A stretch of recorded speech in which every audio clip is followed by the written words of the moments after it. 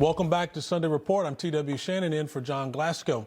As 2025 comes to a close, the American economy has boomed this year as a result of President Trump's leadership. Now, our neighbors to the north, they're not seeing quite the same success. As Canada posted the biggest drop its economy over the last 3 years in October, joining me now is the host of the Charbonne Report, Mr. Michael Charbonne himself. Welcome, sir, and Happy New Year. TW, Happy New Year to you as well. Thanks for having me. You're always a pleasure. Now, we know Prime Minister Carney has had a few public spats with the president this year. Is his unwillingness to compromise, is that hurting everyday Canadians? Yeah, it is. I mean, what the problem is Carney fails to acknowledge that in April when President Trump announced the big, beautiful deal, everybody said he was destroying the world. Well, here we are in December. The S&P has risen by 13%, 33% overall. Americans are going to see probably close to a $3,000 windfall in the taxes in April. So basically, the big, beautiful deal is proving that Donald Trump, in the long term, with tariffs, has won. Where the short term is short-term pain. Northern states in America are feeling this. Canadian states, there's a 23% drop in Canadian visitors visiting the United States, Florida, California, and others. And look at the Canadian dollar. It costs $1.40 to buy $1 US.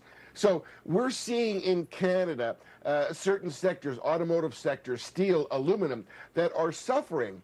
And we're hoping that when America gets the wind under its sails, that things will get better, because 26 is looking to be potentially painful for Canadians. Yeah, you know, it's interesting to me. You know, Canada's been a good trade partner with us. There's no doubt about that. But, you know, President Trump has consistently, not just with Canada, talked about paying your fair share. And there's no question that the Canadian government and the Canadian people have benefited from having the greatest security force just south of them of their southern border.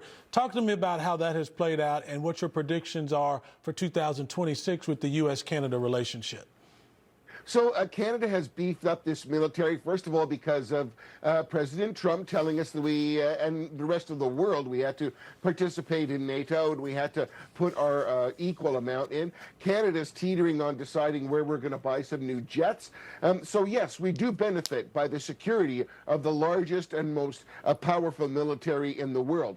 What the difference is that we are economically tied together. Not only are we friends with a 5,000-mile border, the largest undefended border in the world, is that we work together. And think that the combined economies of the United States, Canada, and Mexico represents about 30% of the global economy. That's a $30 trillion nut.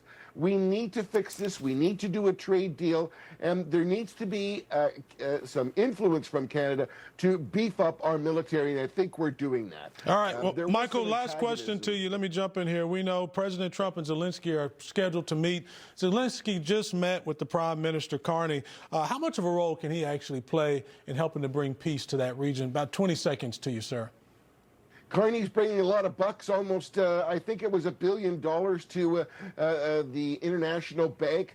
Canada's backing the Ukraine, and hopefully we're going to see a resolution. I think Donald Trump can pull it through. So we back Ukraine, and we're always with them, TW. All right. I like your optimism, sir. Michael Charbonne, thanks so much. Happy New Year, my friend. Same to you, brother. Well, we got more Sunday Report coming up. Straight